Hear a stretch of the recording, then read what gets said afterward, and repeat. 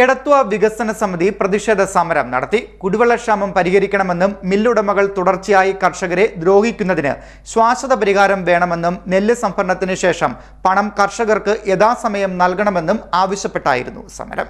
എടത്വ വികസന സമിതിയുടെ നേതൃത്വത്തിൽ പ്രതിഷേധ സമരം സംഘടിപ്പിച്ചു. വേനൽ കടുത്തു തുടങ്ങിയതോടെ പ്രദേശത്ത് കുടിവെള്ളക്ഷാമം രൂക്ഷമായിരിക്കുകയാണെന്നും ഗ്രാമപഞ്ചായത്തുകളുടെ നേതൃത്വത്തിൽ കുടിവെള്ള വിതരണം അടിയന്തരമായി ആരംഭിക്കണമെന്നും ആവശ്യപ്പെട്ടാണ് പ്രധാനമായും സമരം നടത്തിയത്. ഒപ്പം എടത്വ വികസന സമിതിയുടെ നേതൃത്വത്തിൽ ഇന്ന് നടക്കുന്ന പ്രതിഷേധ സമരം ഞാൻ ഉദ്ഘാടനം ചെയ്തതായി അറിയിക്കുന്നു. ഒരു തുള്ളി വെള്ളം നമ്മുടെ സമീപത്താണേലും എടത്വ തലവടിക്കാർക്ക് ഇതിൽ നിന്ന് ലഭിക്കുന്നില്ല.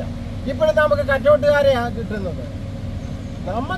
നമ്മുടെ ഈ എടത്വ പ്രദേശത്തില് നമ്മളുടെ കുടിവെള്ളക്ഷാമം പരിഹരിക്കണമെങ്കിൽ ഈ നമ്മളുടെ ഒന്നാമത്തെ പാക്കേജ് ഇവിടെ നടപ്പിൽ പൂർണ്ണമാക്കണം.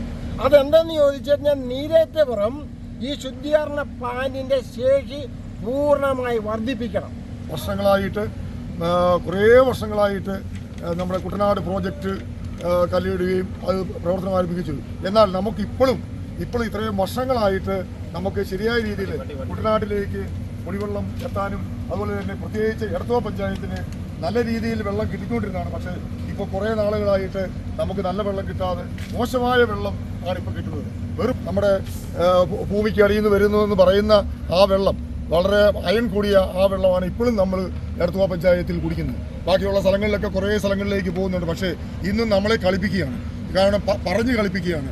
നമുക്ക് തിരുവല്ലയിൽ നിന്ന് നമുക്ക് കുട്ടനാട്ടിലേക്ക് വിട്ടുകൊണ്ടിരുന്നു, എടത്വാലേക്ക് മെയിനായിട്ട് വിട്ടുകൊണ്ടിരുന്നു. ഇന്ന് ആ സ്ഥാനത്ത് തിരുവല്ലയും ചങ്ങനാശ്ശേരി മാത്രം ഒതുങ്ങിയിരിക്കുകയാണ്.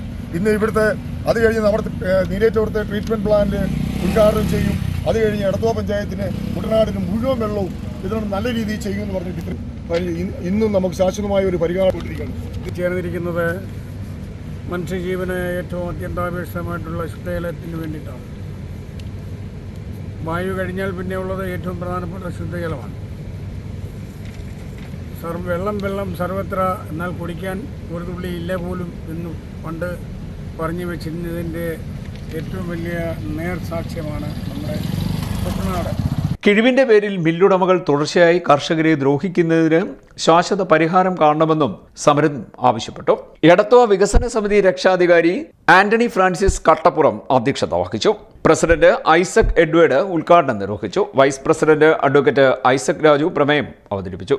രക്ഷാധികാരി Shaji Madhavan, vice president P D Ramesh Kumar, general secretary doctor Johnson V Idikkula, treasurer Kunjumon Pattathanam, Tomichan Kulangara, Varghese Mathew Nellikkan, Babu Kuzhuppakkulam, Sabu Kalathoor, Babu Kannanthara തുടങ്ങിയവർ സംസാരിച്ചു. CDNet news, Kayamkulam.